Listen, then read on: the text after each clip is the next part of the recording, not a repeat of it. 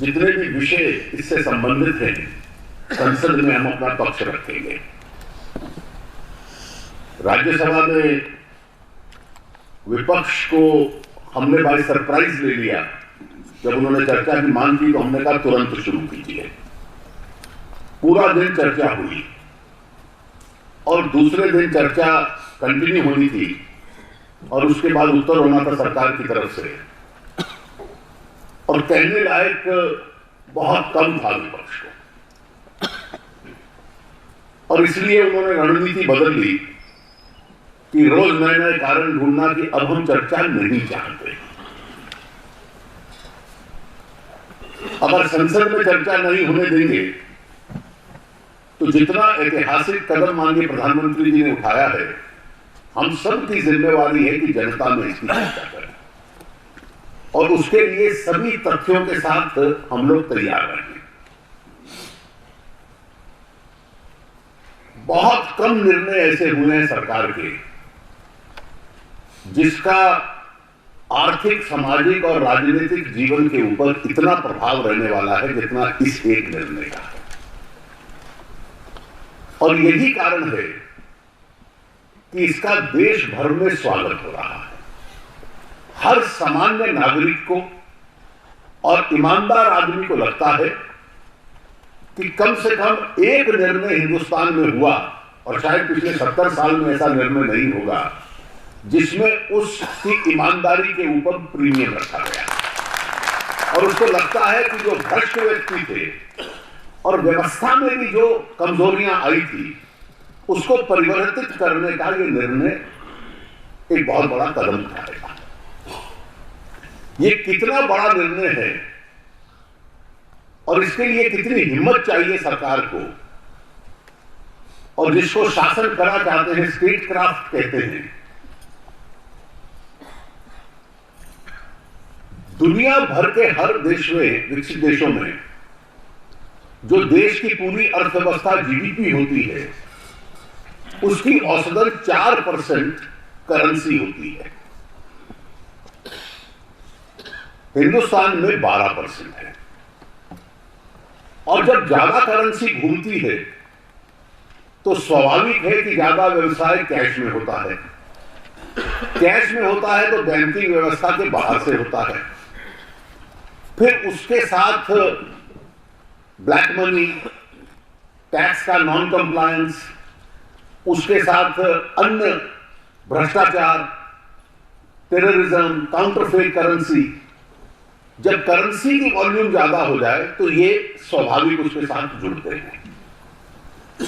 आप अगर देश की टैक्सेशन व्यवस्था देख लें, हम हर साल बजट पारित करते हैं, तो बजट में एक शब्द आता है फिस्कल डेफिसिट, वित्तीय घाटा कितना रहेगा। इसका अर्थ क्या है?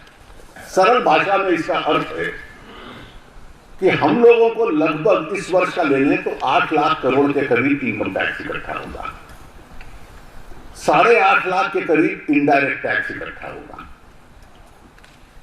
लेकिन सरकार का, देश का खर्चा चलाने के लिए हमें 4-5 लाख करोड़ इसके ऊपर उधार लेना पड़ेगा, क्योंकि 16.5 लाख से देश नहीं चलता। आप में से मैं उत्तर नहीं मांग रहा, एक बात केवल अपने मन में कि ईमानदारी से टैक्स देने की व्यवस्था देश में कायम हो जाए तो ये जो 2 आंकड़े दिए हैं इसकी तुलना में कितना होगा उसका अंदाजा आप लगा सकते हैं।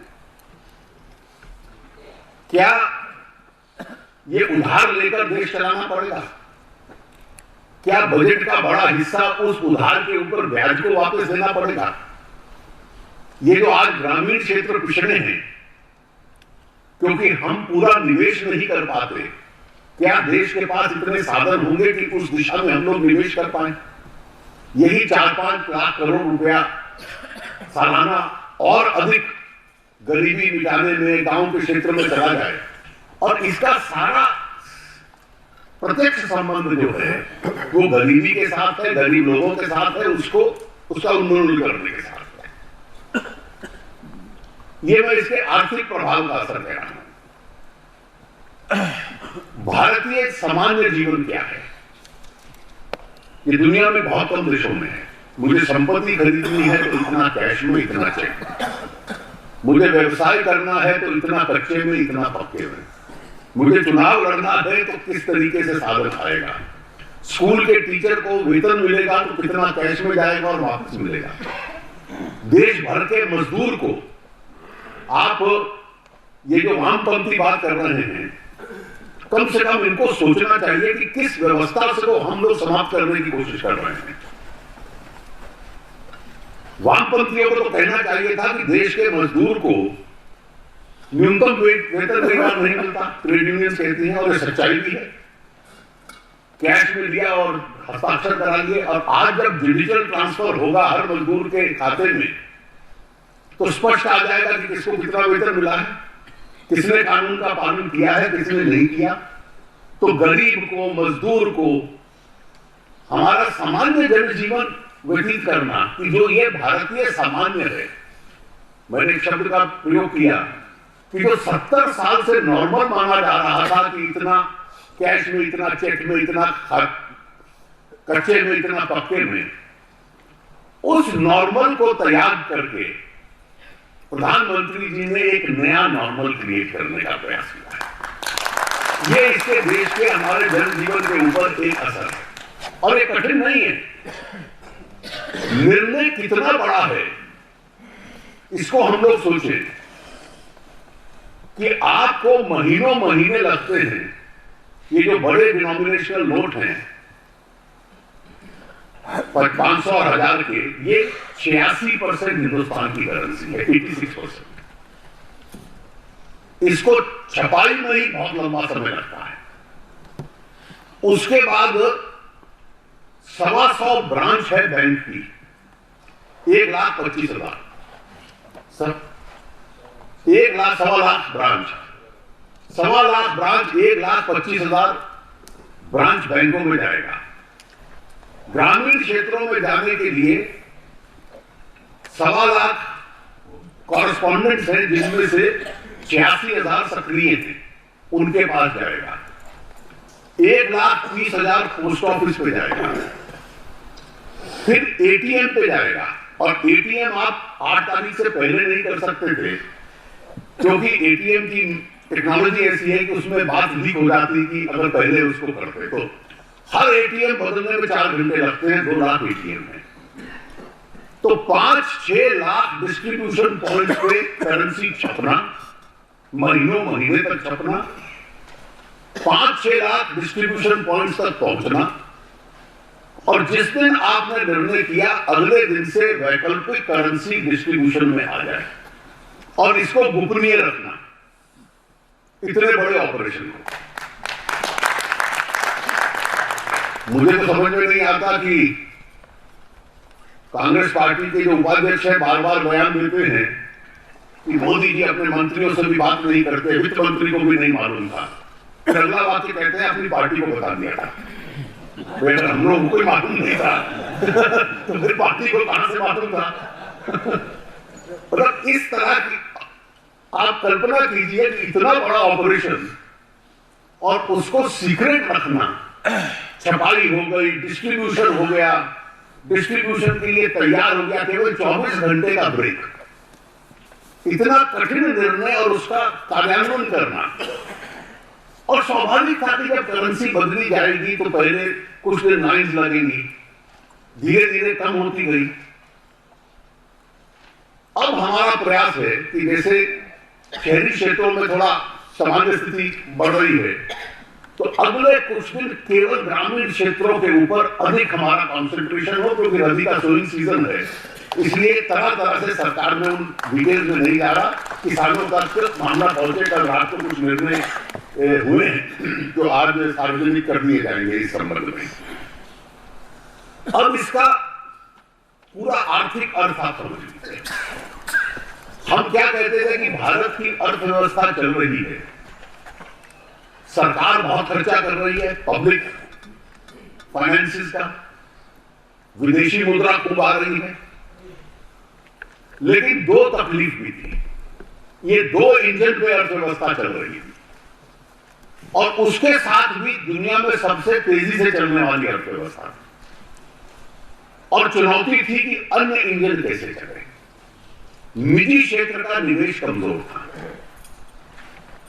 और क्योंकि कांग्रेस के जमाने में जो बड़े बड़े उधार लोन दिए गए थे और ऐसे लोगों को दिए गए कि जो नहीं लौटा रहे थे, ये कोई एमपीए वो नहीं है जहां हमारी सरकार के आने के बाद लोन दिए गए, तो उनके कामों का असर जो हम पे पड़ रहा था, बैंकों की क्षमता एनपीएस के होते हुए उद्योग को सपोर्ट देना, ट्रेड को सपोर्ट देना, कृषि को सपोर्ट देना, इंफ्रास्ट्रक्चर के लिए पैसा देना एक सीमित क्षमता हो। आज इस व्यवस्था को आप देखिए कि लाखों करोड़ रुपया जो कैश में घूमता था आज बैंकिंग व्यवस्था में आ गया। बैंकिंग व्यवस्था में जब वो आता है और क्योंकि ये सारा करंट अकाउंट सेविंग अकाउंट में आता है तो इसको लो कॉस्ट मनी कहते हैं, जिसके लिए बहुत कम कीमत बैंक को देनी पड़ती है। अब बैंकों में जब इतनी बड़ी संख्या में आता है तो एकाएक बैंकों की क्षमता कृषि में, इंफ्रास्ट्रक्चर में, ट्रेड में, व्यवसाय में, उद्योग में ऋण देने की क्षमता एकदम बढ़ जाती है। और क्योंकि ये लो कॉस्ट सस्ता कैपिटल आया है, स्वाभाविक है कि उस ऋण देने की जो क्षमता होगी उसके ऊपर जो खर्चा होगा, जो ब्याज होगा, वो भी अपने आप कम आएगा। बैंकों ने ऑलरेडी कम करना शुरू कर दिया है, क्योंकि बैंक अपने खाते में रख के उसका कोई लाभ नहीं होगा पैसे का, वो आगे देना पड़ेगा। तो एक प्रकार से अर्थव्यवस्था में अन्य साधन चले जाएं, और जिसको हम कहते थे कि प्राइवेट सेक्टर इन्वेस्टमेंट और banking to support the economy, वो एकाएक बढ़ जाता है, ब्याज के ऊपर असर पड़ता है। अब इसकी दूसरी आप कल्पना देखिए, ये पूरी बहस कि कितने लोगों पे क्रेडिट कार्ड है, ये है, इसका असर उस पर नहीं पड़ने वाला। दुनिया जिस दिशा में आज हमें कठिनाई लगती है कि कैसे होगा, मुझे याद है, मैं एक उदाहरण देना चाहूंगा। आप में से कई लोग उस वक्त सक्रिय थे, माननीय अडवाणी जी को याद होगा कि 1996 में मुंबई में रेसकोर्स पे बीजेपी का एक राष्ट्रीय अधिवेशन हुआ, जिसमें माननीय अडवाणी जी ने घोषणा की थी कि अटल जी हमारे प्रधानमंत्री के उम्मीदवार होंगे। हमने पहली बार पार्टी की तरफ से 7 मोबाइल फोन खरीदे थे, और अधिवेशन की खबर कम छपती थी और मीडिया में यही खबर आती थी कि बीजेपी, देखिए लोग मोबाइल फोन इस्तेमाल करते हैं। आज से 20 वर्ष पहले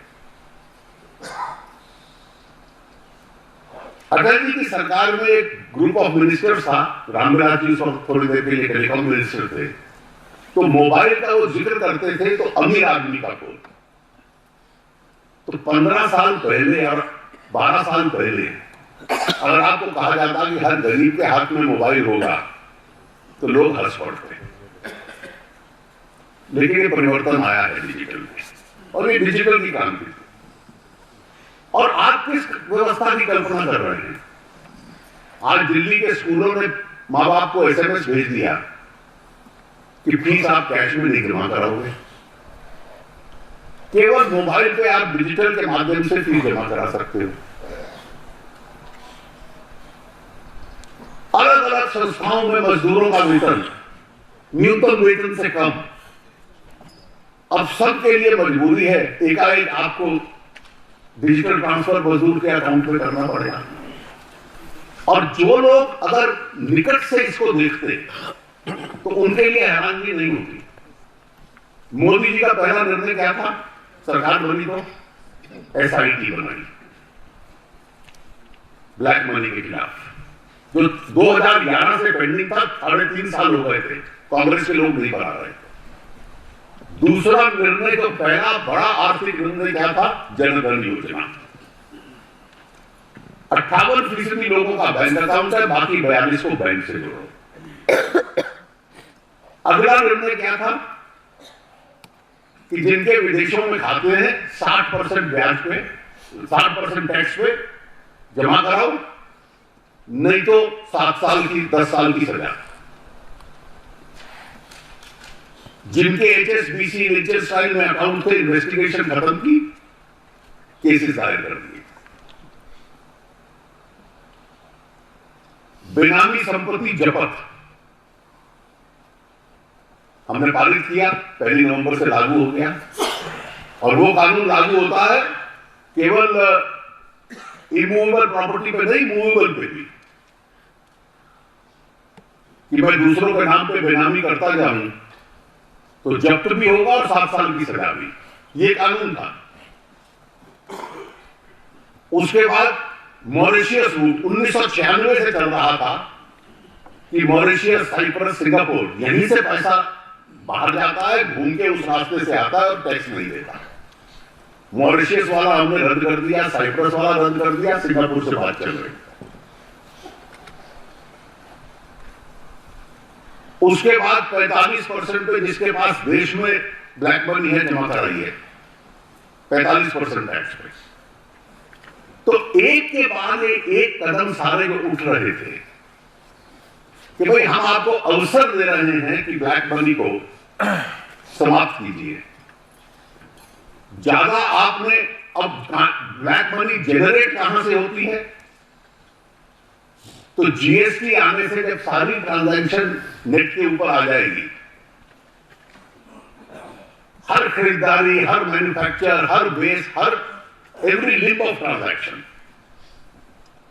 और जहां खर्चा करोगे 2 लाख से ज्यादा तो पैन कार्ड लो, तो जनरेशन को भी कठिन कर दो और खर्चा करना है तो स्वाभाविक तरीके से जो टैक्स पेड पैसा है उससे करिए। तो ये सारे कदमों को जोड़ लीजिए और 2.5 साल में ये वो कदम है जो 70 साल को सामूहिक ले लिया जाए तो किसी सरकार में कुल मिला के कुल योग नहीं कर। अडवाणी जी ने ब्लैक मनी के खिलाफ यात्रा निकाली थी। एक सवाल पूछा था, आप क्या कर रहे हैं? आज 70 साल की बैलेंस शीट और ये 2.5 साल इस दिशा में जो कदम उठाए गए हैं उनको एक के बाद एक कंपेयर कर लीजिए। और इसका असर था कि यह स्वाभाविक अगला कदम था। और इसका असर क्या होगा? मैंने पहला असर आपको बताया कि स्वाभाविक है कि थोड़ा सा करेंसी स्क्वीज होगी,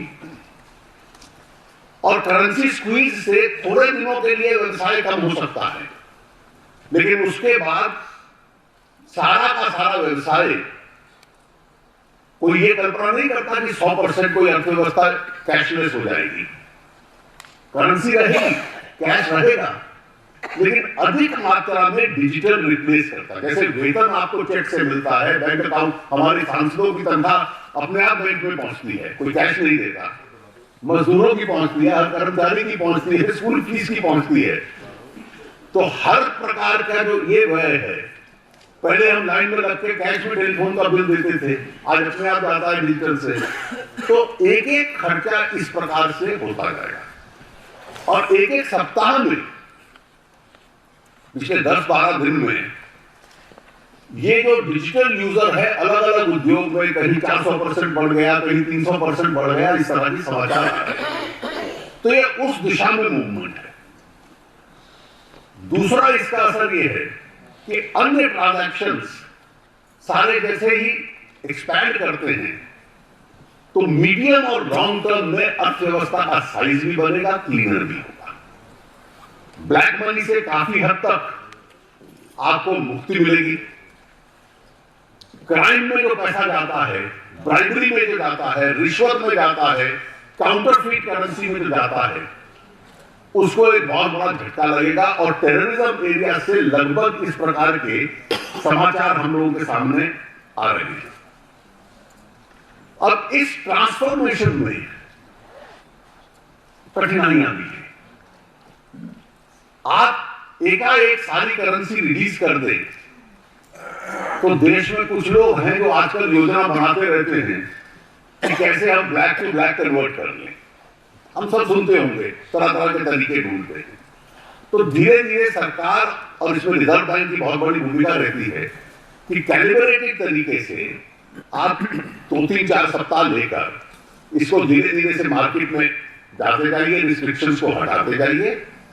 डीमोनेटाइजेशन के बाद अभी जो कदम हुआ है उसमें डीमोनेटाइजेशन शब्द नहीं है, अभी है सीजेशन ऑफ लीगल टेंडर। 500 और 1000 का नोट अब लीगल टेंडर नहीं। डीमोनेटाइजेशन के लिए कुछ और कानूनी कदम चाहिए होते हैं तो सरकार आवश्यकता अनुसार उठाएगी। जब ये सीजेशन ऑफ लीगल टेंडर है तो इसके बाद एक रीमोनेटाइजेशन की वैकल्पिक करेंसी लोगों के पास पहुंचे, वो एक कैलिब्रेटेड तरीके से पिछले 15 दिन से 14 दिन से चल रही है और आने वाले 1-2 सप्ताह में बिल्कुल ग्रामीण क्षेत्रों में इसका विशेष रूप से हम लोग प्रभाव इसको डालेंगे। और जब रीमोनेटाइजेशन एक रीजनेबल लेवल पे आ जाता है तो तब ये सारी बैंकिंग रिस्ट्रिक्शंस को वापस लेकर सामान्य तरीके से फिर व्यवसाय चलता रहेगा, क्योंकि बहुत लंबे अरसे का बात नहीं होता है, वो स्वाभाविक तरीके से चलेगा। कुछ समय के लिए कठिनाई रहेगी, लेकिन आप इस ऑपरेशन को देखिए कि इतना बड़ा ऑपरेशन सीक्रेट रखना, उसको इंप्लीमेंट करना, उसके लॉन्ग टर्म कॉन्सिक्वेंसेस से लाभ मिलना, देश में एक ईमानदारी, क्राइम से काफी हद तक कटौती और मुक्ति, ब्लैक मनी कम करने का प्रयास, ईमानदारी जनजीवन में लाने का प्रयास, अर्थव्यवस्था का और जीडीपी का लॉन्ग टर्म में साइज बढ़े, क्योंकि ऑफिशियल इकोनॉमी बढ़ेगी, शैडो इकोनॉमी कम होगी।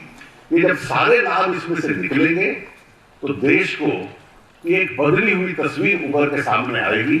और जब कभी देश का इतिहास लोग लिखेंगे आज से 20-30 साल पहले इस युग का, तो इस निर्णय को एक ऐतिहासिक कदम इस देश को स्वच्छ करना और इस देश की प्रगति करना को दिशा में बढ़ाएंगे, जिसके लिए ऐसा निर्णय लेने की बहुत लोग चर्चा करते हैं, लेकिन इसको लागू करने की हिम्मत नहीं थी। माननीय प्रधानमंत्री जी के नेतृत्व में ये कदम उठा है, इसके लिए मैं अभिनंदन करता हूं।